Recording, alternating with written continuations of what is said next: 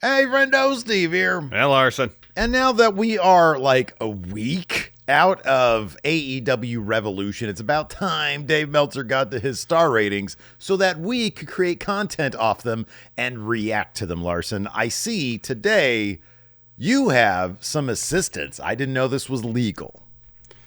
Well, I don't do very well at these guess the star ratings videos, so I need every little bit of help I can get. So I have asked for the assistance of my beloved pet, May the dog, to help me out today. And she's granted you that, evidently. Yes. Okay. Yes, Well, for the may I time being. ask you, what was her price? Treatsies, pets? Bone. The bone. Bonest. Yeah. Okay. Yeah. Sounds good. Well, I took the extra effort today, Larson, because I'm such a good friend, to go through the newsletter, both the preamble for AEW Revolution and the actual star ratings themselves. Yeah, sure. And I cobbled together as much editorializing as I possibly could. In some cases, I feel like you'll be good. In some cases, not so much. But he had a lot. He did actually have a lot to say. Well, that's good because you didn't have much to work with for an Elimination Chamber. And yet, you know, maybe that's how it works. Less editorializing. The less there is to really think about. It's just like instinct. I feel like at this point, we know Meltzer. And so his words might actually be a little bit of distraction from what we inherently know about the man's star ratings himself. Anyways, Larson, I'm talking a lot right now. Let's go ahead and get this thing started. Sure. I feel like May is going to be more of a hit. Oh my gosh, that face. Wow. That is an amazing face. All right, dude, here we go. Let's dive into this. Already, this is a great star ratings episode. All right, first match that we're going to talk about today is, of course, Hangman Adam Page versus MJF. This is what Dave Meltzer had to say about this match. Yeah. Page cut his hair and looked like 1969 Les Thatcher. He continues, this was an excellent match and would have been the best match on probably 95% of the pay-per-view shows of the last 40 years. Wow. MJF did a power breaker and dick thrust. Page did a moonsault off the barricade, but MJF gave him a jumping tombstone on a chair. Doc Samson came out. They did the slowest count in history before Page jumped in the ring at 10. MJF was crying because he thought he had it won. Page blocked a heat seeker pile driver and hit the Deadeye. The Angel's Wings, Christopher Daniels' finisher, and Page finally hit the buckshot lariat for the pin. Wow, would have been one of the best pay-per-view matches of the last 40 years on just about any other. So I went 4.25. Given the praise he gave this match at the head, it almost feels like he would have gone higher than 4.25. Because while I thought this match was very good, I don't know if I would say it would be one of the best pay-per-view matches most shows of 40 years. Yeah, that's high praise right there. So you went 4.5. Very good. You're on the board. You've got one. Thank you, May. Now. Thank you. Okay, we're good. We're good. May's good. Mercedes Marné versus Momo Watanabe. Yeah. This one's a bit more difficult, Larson. You're going to have to know your inherent knowledge of Meltzer because he didn't give a whole lot here. He says this, Marné tried the Three Amigos and got booed. The crowd did a dueling chant. By the way, for people who don't know, I think I mentioned this. I cut out pretty much as much description as I possibly could. We watched the matches. We know what happened. Leaving as much editorializing as I could. Thank you. He continues. Watanabe kicked Monet right in the jaw and throat hard. You could see that one rocked her. Monet had swelling from the chin. Monet hit the moneymaker and then the statement maker and got the submission. It's kind of all he gives you here. Not much. His write-up, the entirety of the write-up really focused on those last, 4 matches or so. Yeah, that makes sense. That's typically how he does things. It was kind of like the conversation was about those matches anyway. What was the first sentence of this particular? The first sentence was, it was just, I was trying to give you some amount of his idea of like heat. Because he just said, Monet tried the Three Amigos and got booed. Gotcha. The crowd did a dueling chant. So it was descriptive, but it was descriptive of the crowd. And that sometimes that could be a potential indicator of what he thought of the match because he likes crowd involvement in matches. Yeah. I went 4, but I don't know if he went quite that high. You are very often in alignment with Meltzer, so I'm going to say he went 3 3/4. He actually went 4 1/4. He went a little higher. All right. Maybe we are the new Meltzer. What did you say you gave this one? 4 stars. Okay, yeah, he went higher than both of us. Very good. I thought it was very good. Good. All right, next up, Swerve Strickland versus Ricochet in a match to determine who would get the next AEW title shot. The crowd was very loud for Strickland. There was one completely stupid situation as the robe Ricochet stole from Nana was hanging over the ring post. Nana was right there and simply could have grabbed it and left. If there's one thing, it was out there in a box. It's one thing if it was out there in a box and they did a winner gets the robe stip, but they didn't. Leslie Jones of SNL was going crazy cheering for Strickland and booing Ricochet. Michael Cooper, a star on the Magic Johnson Kareem Abdul-Jabbar Lakers in the 80s, was as well. By the way, AEW, unlike WWE, while they were obvious in crowd shots, never mentioned who they were. I think there's a healthy medium mentioning who they are and their claim to fame without giving their complete Ms. resume speech. I get that on WWE shows, if they're there for publicity purposes, they have to mention their Netflix shows. He continues. Strickland did a cool-looking power bomb into a power slam for a great near fall. Ricochet was yelling at comedian actor Ken Jeong, who did a WWE angle years back. The crowd was very hot at this point.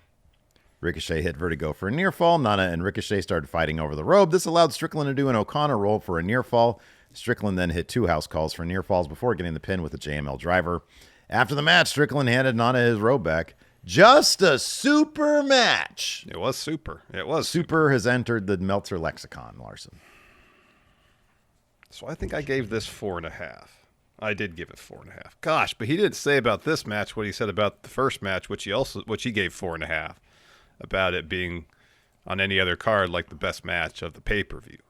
But he said it was super. He said just a super match. So I'll be honest with you. I'm not trying to help or hinder you. I'm honestly not. That business about this would have been the best match and probably 95% of blah, blah, blah for that first one. I honestly, like, within the context of the rest of this, I'd probably just ignore it, dude. Yeah, I know. Because most of these matches, 7 of these 9 matches, would be somewhere between 4 1/4 and 5 stars. Yeah, basically.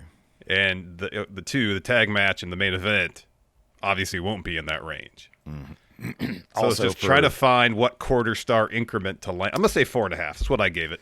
So close. 4 3/4. Wow. All right. Yeah. Which is, yes, better than the Hangman MJF rating. Yeah. And yet he didn't give this the same. So, anyways. Again, quarter star off. That's kind of how it rolls.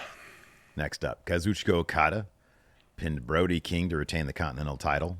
This was, if I'm not mistaken, it's like this and Monet were the shortest write-ups. Interesting. And he basically gives you nothing here. This is as best as I can sort of conjure up. King chopped the hell out of Okada. He ended up with his chest all bruised and both biceps all bruised as well. King did a top rope suplex and an elbow suicida. Okada's chest was brutalized by this point. Okada used a belt shot, but King kicked out. He went for the Rainmaker, but King clotheslined him first. But Okada came back with a win to win with a drop kick and Rainmaker. Yeah, that's not much. No, it's not. Yeah. I feel like the floor again for 7 of these 9 matches is going to be 4 stars. I'm going to say he gave it 4 stars. He came close. 3 3/4. Yeah. Isn't that weird? That is strange. So that's kind of like the one outlier on here. That's interesting. I was really surprised when I saw that. That's interesting because it was a really good match. Maybe it's because it was less than 12 minutes. I don't know. That could be. Length, that could be. You know. All right, man. You're going to enjoy this next one. All right. I know I did reading it, especially when I saw the star rating. Shelton Benjamin and Bobby Lashley retained their AEW tag titles over the Outrunners. This was a bad mix for a lot of reasons. First, the Hurt Syndicate are total baby faces to this crowd. So the dynamic of the Outrunners being underdogs you wanted to see win didn't work. Plus, these were the wrong opponents, and the Outrunners just looked bad. And you can't do comedy with Benjamin and Lashley's gimmick. Fans were chanting, "We hurt people." Leo Rush and Action Andretti were watching. Lashley used the Oklahoma Stampede on Magnum for a near fall. Floyd tried to do the Hogan Superman comeback spot, but Hogan isn't popular these days. Benjamin used the knee on Magnum, and Lashley hit 2 spears and pinned Floyd. Wow. Not a fan. Now the question is, did he go as low as we did in the 2-star range? This was the shortest match on the card, right? Like 8 what minutes? did you give this? Yeah, I this gave is it the 2 shortest. 1/4. You gave it 2 1/4? Yeah. I think you gave it 2. Oh, you gave the main event a really low star. Yeah, I gave the main event a 1. Okay, I gave this 2. Okay. Because, like, I didn't think he's right. It's not a good matchup, and I thought the story they approached, how they approached the match story-wise, I thought was the wrong move. Yeah. But, like, the 8 minutes, it wasn't like a bad wrestling match in the 8 minutes. It just didn't make much sense. A mismatch. You can't do comedy. That's correct. He said this was a bad mix for a lot of Bad reasons. mix. We might have gone. I'm gonna say it went 1 3/4. Oh, you're so close. He actually went 1 1/2. Wow. Yeah. He did not like this match. No, dude. it wasn't good. It wasn't good. Not good. All right, man. Now we're here down the home stretch. We got a couple of classics here. So it's gonna be, what is he gonna give these? These next 3 matches anyway. Five. Tony Storm pinned Mariah May in 12 minutes 56 seconds. He said this prior to the actual write-up. Mm-hmm. May and Storm did a brutal bloodbath match, maybe the bloodiest women's match on a pay-per-view show in U.S. history. The crowd loved it. This was a Falls Count Anywhere match, billed as the Hollywood ending, or basically the end of this feud. They produced a great blow-off, but it was too early to end this, as even as long as it had been going, the Australia match brought it up to a new level, and they should have rode that wave longer. He put rid, but I don't know what the actual appropriate grammar would be there.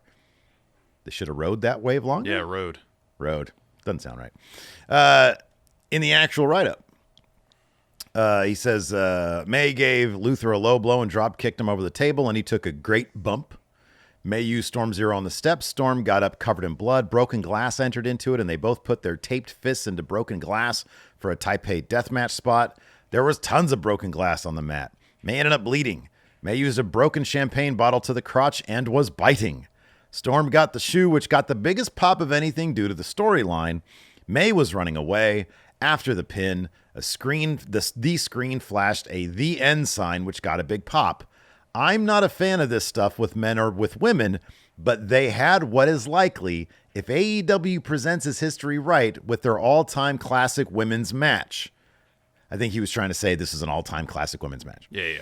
There have been a few better wrestled women's matches in the U.S., but this reached a level none of the others did, partially due to storyline and more due to the blood and violence and storyline.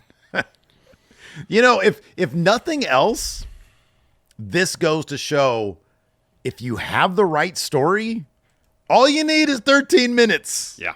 If you do the right story. So if I'm interpreting what he's writing correctly, he's saying AEW should rightfully position this as an all-time classic, and they have the ability to do so because it is an all-time classic. It's up to them to promote it as such. He also feels either this or the Ospreay Fletcher match should have main evented. He mentioned that in the thing as well. I'm sure he's going to give Ospreay Fletcher a ton of stars. If he gives this anything less than 5 stars, I'm going to be shocked. He gave their Australia match 4.5. This has to be 5 stars. It is 5 stars. Very good. What are you at now? I got 2 right, 4 wrong. Okay. All right. All right. Next up, Kenny Omega versus Konosuke Takeshita. It would have been almost impossible for anyone to directly follow this match, and these two had to start slow because of it, but they were good enough and had enough time to settle the crowd down and bring it back up to end up with one of the best actual wrestling matches on the show. I'm sorry, no.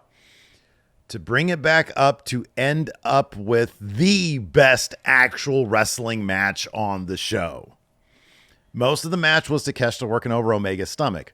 Omega's selling was tremendous, and people buy that every time. Long-term storylines regarding a weak body part are fine for the number 2 or number 3 face, but fans want the top face to not have a perennial weakness. But that is what made this match. There was a double tombstone reversal, and they traded near falls, but worked this at a pace where every move meant something. Omega hits the poison Rana and another V-trigger. Callis interfered again, and then they traded cradles until Omega got the pin with a second crucifix pin. It's the best actual wrestling match. So by that he means not a stipulation match. Yeah. So the question is, the previous high for a non-stipulation match was Swerve Ricochet, which is 4 3/4. So this is 5 stars or more. The question is, I also take it to mean not just the best match without a stipulation, the match that was best wrestled. Best wrestled. Yeah, I kind of take that to mean that. All right. But that might go hand in hand with the lack of stipulation as well. Yeah. But I honestly, I mean,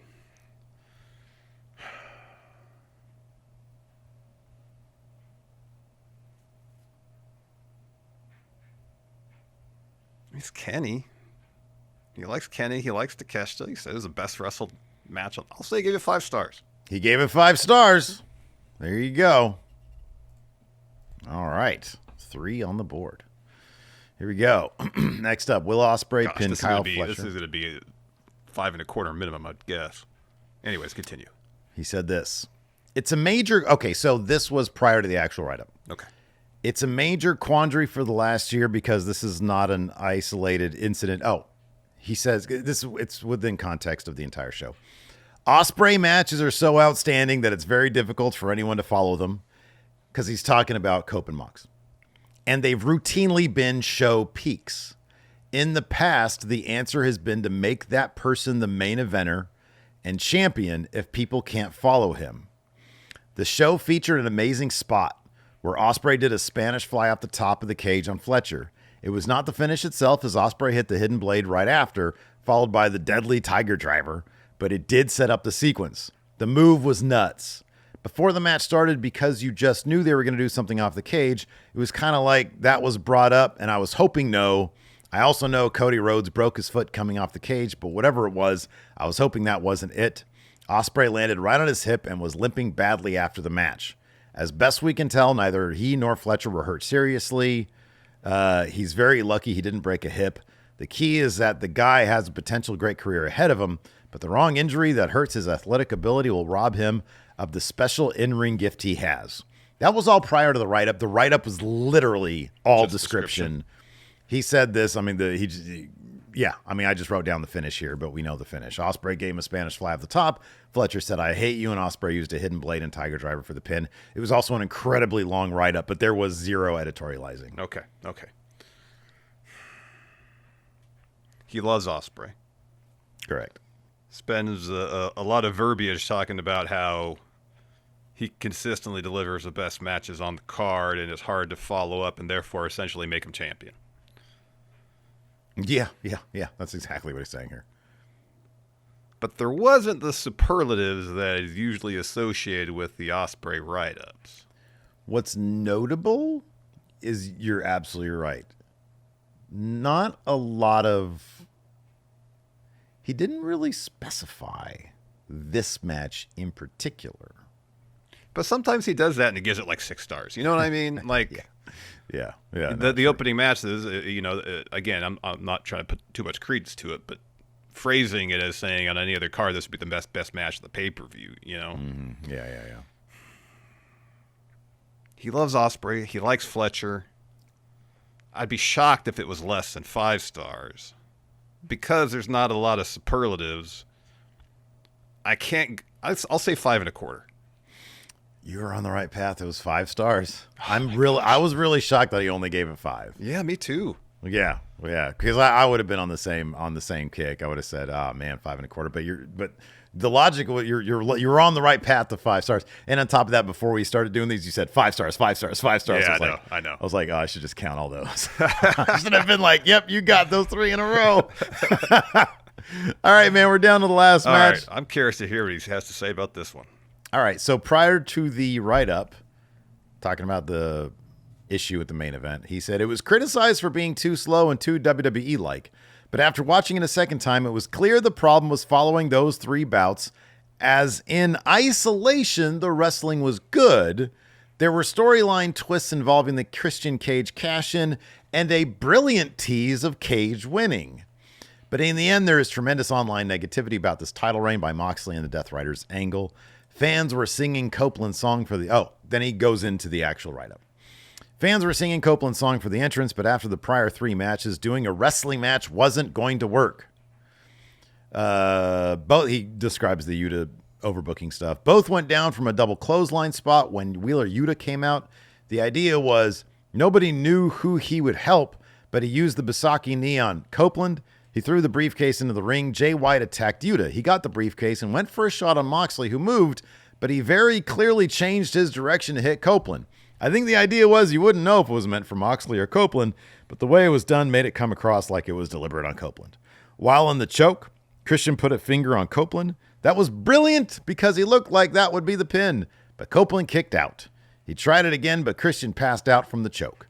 The crowd was very into the final minutes with all the run-ins, but was quiet for much of the match. What star rating did he give it? Interesting.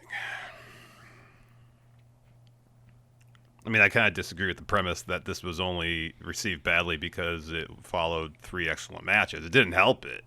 Yeah. But I think again, if they had done the same match, but to open the show, honestly, it needed to shave 10 minutes off of it. It did. Really it needed to be did. shorter. The pace needed to be brisker. Yeah. Gosh. Okay. Well, it doesn't seem like he's going to go as low as we did.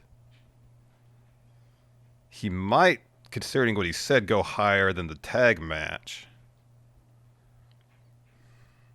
What do you say? The wrestling would essentially, he said in a bubble, the wrestling was actually very good, right? He said it was clear the problem was following those 3 bouts, as in isolation, the wrestling was good. There were storyline twists involving the Cage cash-in and a brilliant tease of Cage winning. All right. And he basically attributes the negativity to just the online negativity about the title reign in itself. Yeah, the placement on the card.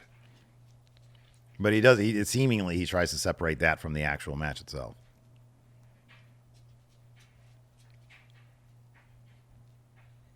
All right, he's going to go higher than the tag match. He said the wrestling was actually very good, which leads me to believe he might actually go higher than 2.5 stars, because that's kind of middle of the road. Did he give this 3 stars? He gave it 3 1/4. Oh my gosh. Wow. Yeah, he gave it 3 1/4. Wow. I understand his points, because his points are, and if you try to just take this match in a bubble, like, it's still not my thing, and it's definitely not an AEW thing, but it's a very, he was real. I think he's just really into that overbooking at the finish with Christian and the pin. Yeah. And so, like, if this was, I feel like this is exactly what he'd give it if it was on a WWE card. Yeah. You know, and I think that's sort of what he did here. Yeah. Anyways. So what'd you end up getting? 3? 3 and 9. All right. Well, hey, 33%. That ain't nothing. I got the same number of right as you did last time. I feel pretty good about myself. 3. I only had 4 options, though. Hey, man. Hey, we got the same score, though. Not percentage-wise. But we got the same score. But no, that doesn't. No, I got. We both got 3. You can't argue with that logic. I came close to getting 4 out of 5. 5 out of 4. Well, no, you didn't, because that wasn't possible. There's only 4 matches. You can't get more right that are actually even, up for guessing. You can't do that. You know what the biggest sham here is? He only gave Big Boom AJ 2 stars. What the heck? What the fuck? Anyways, that's going to do it for our review, or our reacting of those other guys' star ratings, Larson. My goodness, that is high. 3 1/4. He gave that 3 1/4. Yep. At least a star too much. I look like MJF right now because I got this light of mine on, like, super orange. There we go. I mean, it's the end of the video. It doesn't matter. All right. Thanks for joining us, everybody. Goodbye.